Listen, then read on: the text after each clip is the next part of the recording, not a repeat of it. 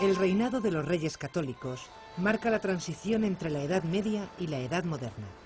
Durante su gobierno se establecen las bases de lo que será la futura España, bajo la dinastía de la Casa de Austria. La fractura social de Castilla, motivada por la debilidad política de Enrique IV y por la rivalidad de los bandos nobiliarios, desemboca en una situación de crisis. El bando que apoya a Isabel, hermanastra del rey, inicia una serie de acusaciones y calumnias sobre la impotencia de Enrique y la supuesta ilegitimidad de su hija Juana, que representa el otro bando que lucha por la sucesión.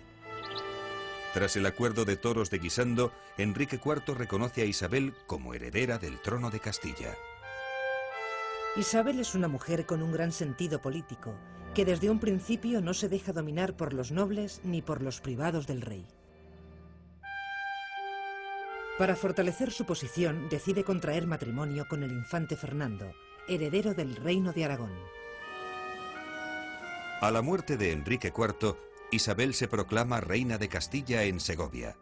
Lo primero que hace es crear un sólido bando con todos sus partidarios y perdonar a los que se unan a ella. Por otra parte, Juana, apodada la Beltraneja por sus enemigos y rival de Isabel, se casa con el rey de Portugal. Sus tropas invaden Castilla, por lo que el reino se sumerge en una guerra civil que se prolonga durante 6 años. La contienda hace que Isabel otorgue a su esposo poderes tan amplios que permite a Fernando actuar como rey de Castilla. Desde este momento, todos los textos oficiales son redactados en nombre del rey y de la reina. A la muerte de su padre, Fernando se convierte en rey de Aragón e inflige una dura derrota a los portugueses y a los nobles castellanos partidarios de Juana, que pasará el resto de sus días recluida en un monasterio portugués.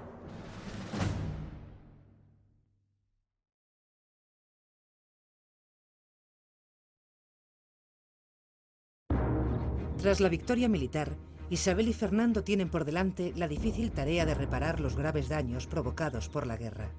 De hecho, poner orden en la sociedad y la economía y reorganizar la vida política y administrativa de sus estados serán las constantes de su reinado y constituirán sus grandes aciertos.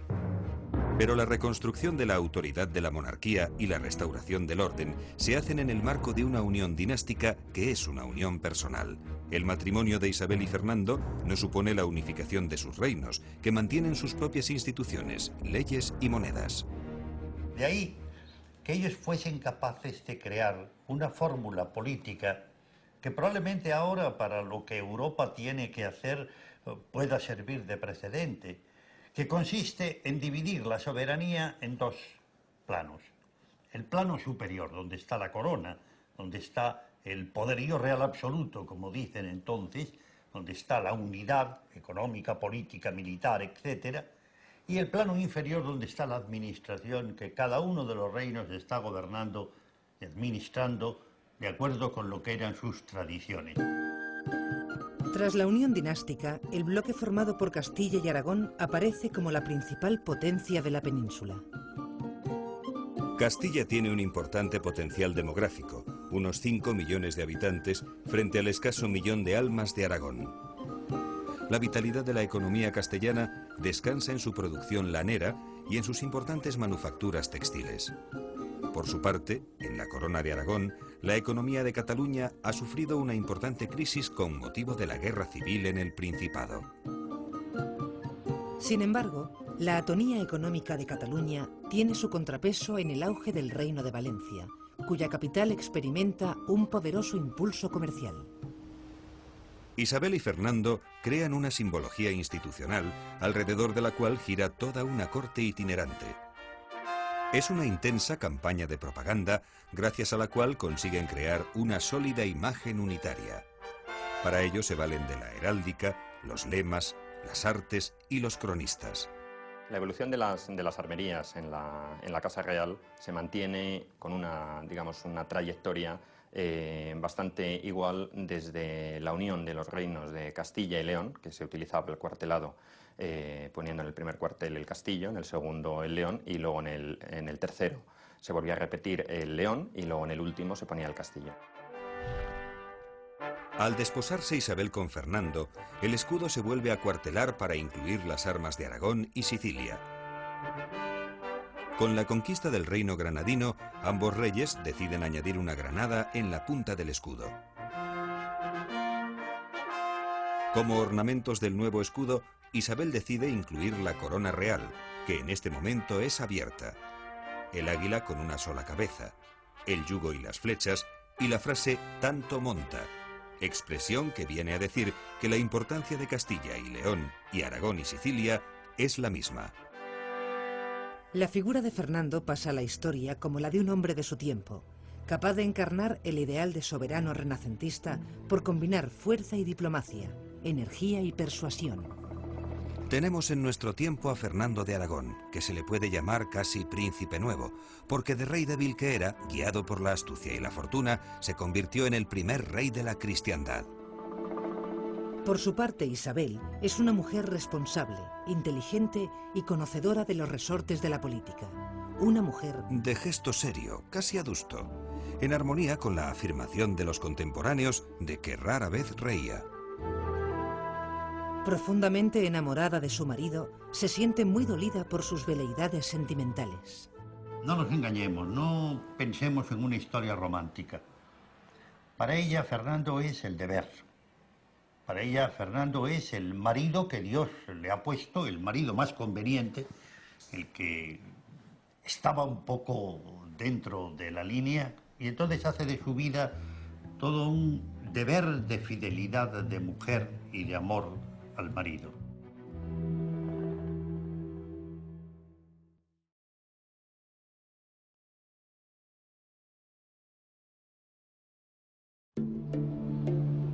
El mayor problema al que se habían enfrentado todos los Trastámara fue el legitimar su poder a través del apoyo de las grandes familias nobiliarias.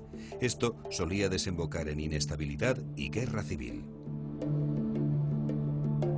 Los reyes católicos optan por no comprometerse con ningún bando, de forma que mantienen el estatus económico y los privilegios de los nobles, pero los alejan de la administración. Su estrategia consiste en contentar a todos, incluso a sus enemigos, a través de una política de pacificación y conciliación. Ejemplo del compromiso entre los reyes y la nobleza son las leyes de Toro, que regulan y amplían el régimen de mayorazgo, es decir, la imposibilidad de vender aquellos bienes vinculados al patrimonio familiar. Gracias a esta medida, la nobleza obtiene estabilidad económica y se convierte en un pilar de la corona. Asimismo, los soberanos refuerzan más su poder al asumir las jefaturas o maestrazgos de las órdenes militares de Santiago, Calatrava y Alcántara. De este modo consiguen que los órganos de gobierno se alejen de la influencia de las grandes familias nobiliarias y se profesionalicen. Para encontrar personas con formación que dirijan las modernas instituciones, los soberanos fundan las universidades de Alcalá de Henares, Valencia y Sevilla, que serán las encargadas de formar a los secretarios reales y a toda una burocracia de letrados y contadores que proceden de las filas de la baja nobleza.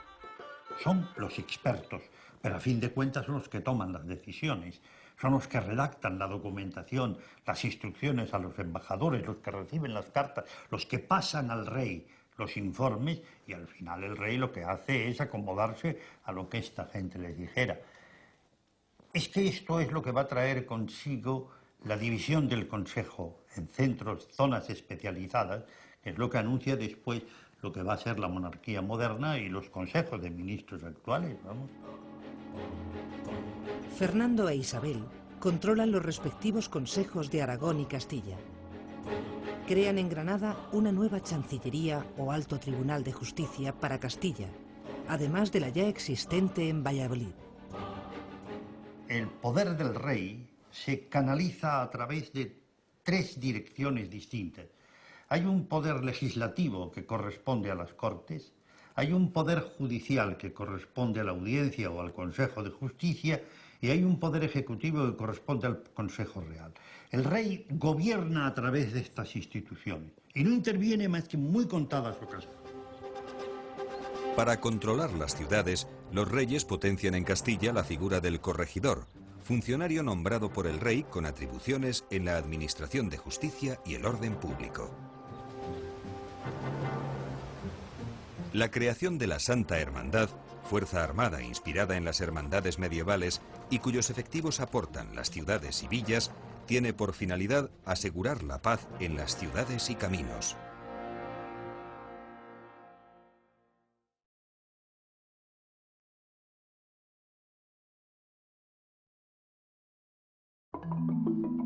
A mediados del siglo XV, Juan de Gutenberg realiza los primeros experimentos en Alemania con una máquina de caracteres móviles que enseguida se conocerá como imprenta. La repercusión de este invento es fundamental. Gracias a ella, ideas, libros y noticias pueden estar al alcance de muchas más personas.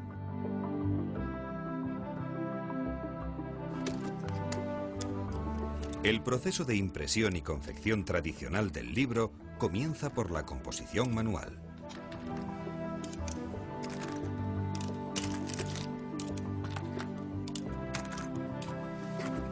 El tipógrafo, teniendo el original de lo que se va a componer delante, va cogiendo los tipos de letras de la caja tipográfica y conformando las líneas de texto según el diseño previo.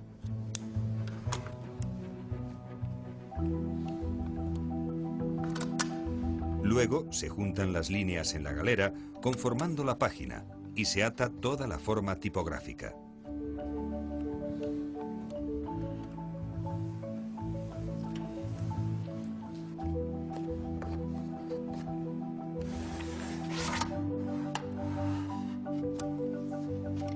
Cada página es entintada individualmente para una tirada de prueba.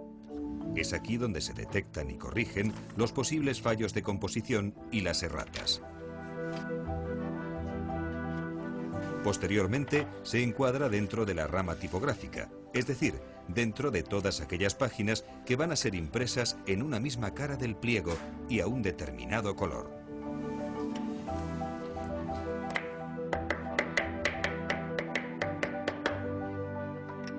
Finalizada esta operación y una vez pasadas las correcciones definitivas a la forma, se mete la rama en la máquina y comienza el proceso de impresión.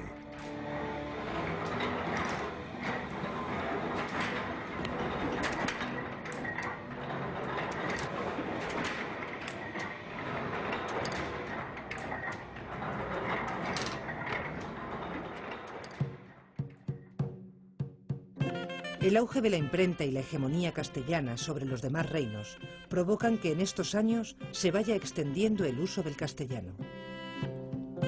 Isabel y Fernando reúnen en torno a la corte un gran número de humanistas italianos y españoles, como Antonio de Nebrija, que escribe la primera gramática de la lengua castellana. Ya estamos en una nueva etapa que tiene como varias dimensiones. Tiene una dimensión, lógicamente, que es de literatura caballeresca, en la época del Amadís de Gaula. Tiene una dimensión profundamente religiosa. Es el momento del jardín de las nobles doncellas, es el momento de las ejercitaciones espirituales de Cisneros, y luego tiene una versión puramente humana, estrictamente humana, bueno, que es la Celestina. Perdidamente enamorado de Melibea, Calisto solicita la ayuda de una vieja alcahueta, la Celestina, para que con sus malas artes ablande el corazón de su amada.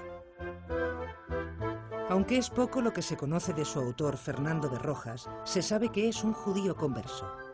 El libro es un retrato social que permite entender cómo vive y piensa esta compleja sociedad. Poco a poco, el teocentrismo propio del mundo medieval deja paso al antropocentrismo del Renacimiento.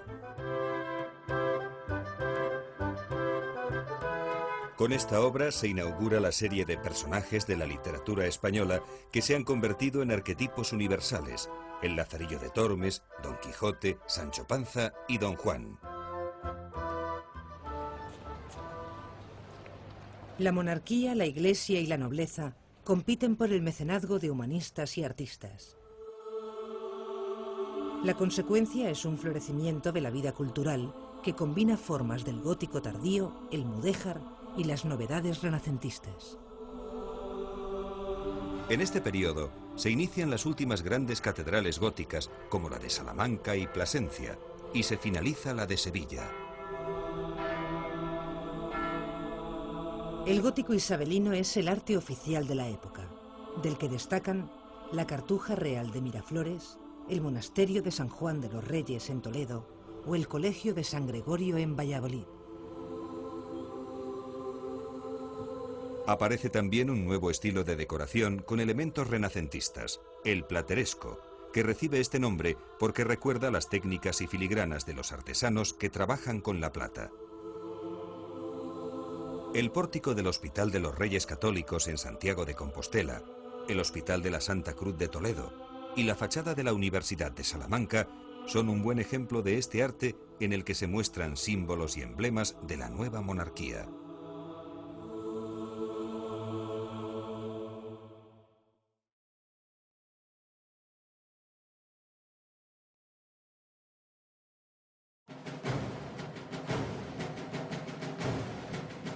La política exterior de la monarquía de los Reyes Católicos viene definida por los intereses de las dos coronas. Esta política exterior se materializa en una intensa actividad diplomática, basada en los enlaces matrimoniales de los hijos de los Reyes Católicos con las potencias aliadas y en numerosas campañas bélicas que sustentan un ejército que se hará permanente. Castilla prosigue la reconquista que le lleva a la ocupación de Granada y al norte de África. Por su parte, Aragón es una potencia mediterránea, cuya expansión se orienta hacia Italia. Allí, la pugna con Francia por el dominio de Nápoles lleva a Fernando a promover la Liga Santa, que incluye al Papado, Milán, Venecia y el Sacro Imperio. Para Fernando, Europa tenía que ser mediterránea. O sea, él lo que estaba tratando de construir, es la herencia de la corona de Aragón, era un gran mundo mediterráneo que cerrase todo lo que llamamos hoy el Tirreno, con el Golfo de Lión, incluso las costas del norte de África, para crear ahí el gran elemento que, unido a los otros tres que componían Europa, Francia, Alemania e Inglaterra, pudiera establecer lo que él llamaba el equilibrio de la cristiandad, defendiéndola de la amenaza grande que entonces eran los turcos. De la mano de Gonzalo Fernández de Córdoba, el gran capitán, artífice de la victoria española en Italia, aparece una concepción nueva de la guerra. Es una estudiada táctica que consiste en trasladar en el campo de batalla el protagonismo de la caballería pesada a las unidades de infantería. Estas combinan la potencia de fuego de los arcabuceros con las temibles lanzas de los piqueros. Esta es la base de los famosos tercios españoles, unidades que darán a España la supremacía militar en Europa durante siglo y medio.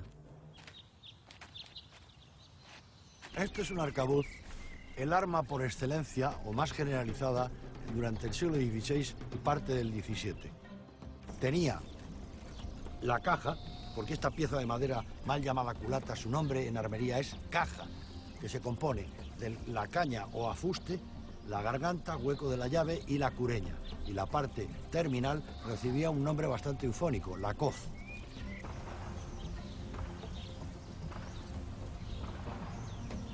Para cargar el arcabuz se vierte la pólvora en el cañón.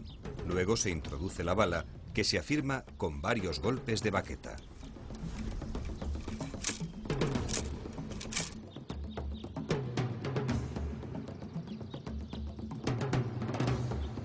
Se ceba la cazoleta, se cierra la cobija y se aviva la mecha.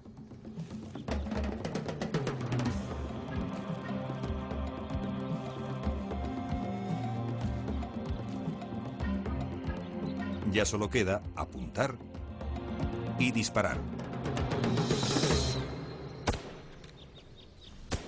Con este sistema se lograban hacer hasta 3 tiros por minuto.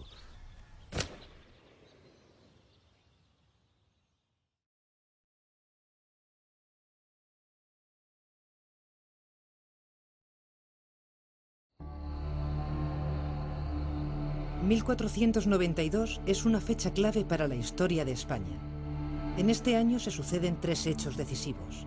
El fin de la Guerra de Granada, que supone la culminación de la Reconquista, la expulsión de los judíos de España y el descubrimiento de América. En tiempos de los reyes católicos, el territorio del Islam peninsular se reduce al reino de Granada, gobernado por la dinastía nazarí. Fundado en el siglo XIII, su pervivencia durante más de 200 años solo se explica por los grandes tributos en oro que pagaban a los reyes de Castilla. En este momento, su población es de casi 750.000 habitantes. Con la consolidación de la unión dinástica, el reino nazarí se convierte para la nueva monarquía en un asunto de Estado.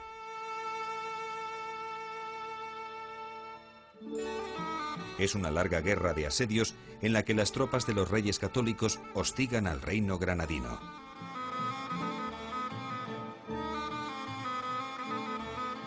La contienda finaliza cuando Boabdil entrega las llaves de la ciudad, tras arrancar a los reyes la promesa de que respetarán a la población musulmana. Tomad, Señor, las llaves de tu ciudad, que yo y los que estamos dentro somos tuyos. El rey don Fernando recibió las llaves y diólas a la reina. La reina las dio al príncipe. El príncipe las dio al conde de Tendilla, el cual, con otros muchos caballeros, envió entrar en el Alhambra y se apoderar de ella. La memoria del reino granadino permanece en la península en el bello Palacio de la Alhambra, la obra maestra de la arquitectura nazarí. Su nombre proviene de la expresión al-Hambra, la roja, debido al color de sus muros hechos con arcilla. Una impresionante muestra de todo el refinamiento, riqueza y delicadeza del arte y de la arquitectura islámica. El recuerdo vivo de los casi 8 siglos de presencia musulmana en la península. Hablan las aguas y lloran, bajo las adelfas blancas, bajo las adelfas rosas. Lloran las aguas y cantan por el arrayán en flor, sobre las aguas opacas. Locura de canto y llanto, de las almas, de las lágrimas. Pero Isabel y Fernando sueñan con una España sin mezquitas y sin sinagogas. Es este un momento de gran exaltación de la fe católica y de la unidad de la nueva monarquía. La construcción de un Estado sobre un solo credo religioso anima un fuerte sentimiento de intolerancia que culmina en este mismo año con la expulsión de los judíos de los dominios de los reyes católicos. De la noche a la mañana, miles de judíos se ven obligados a convertirse al cristianismo o abandonar el reino.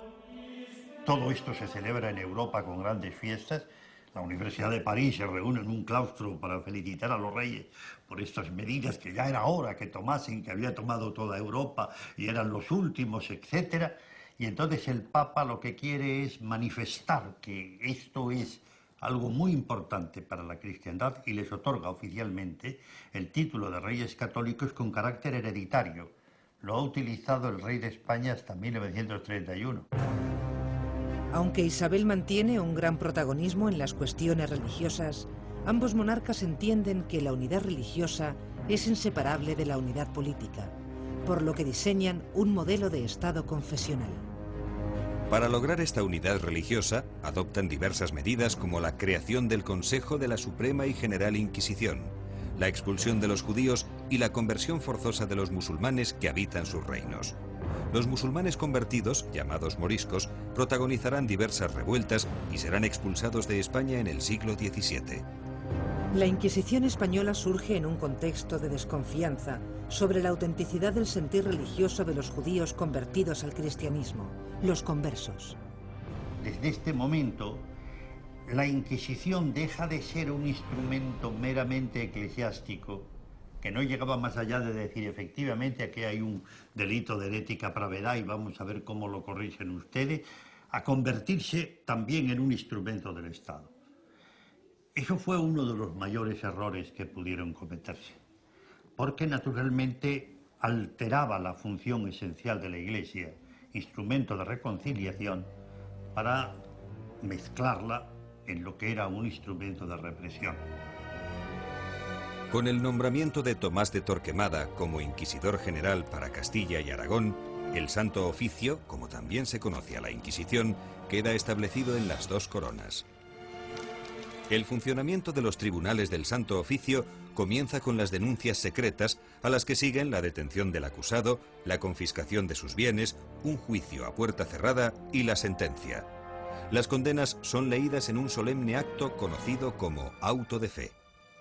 Las penas más graves son los azotes, la condena perpetua, el servicio forzado en galeras y, en último caso, la entrega del reo a la justicia civil para su ejecución en la hoguera. Por otro lado, el futuro cardenal Cisneros, siendo confesor de la reina, emprende una serie de reformas de las órdenes franciscanas y benedictinas, persiguiendo los abusos e imponiendo una vuelta al rigor en el celo religioso. También en 1492, Cristóbal Colón, con el apoyo de los reyes católicos, descubre América. Sin duda, uno de los acontecimientos más importantes de la historia universal.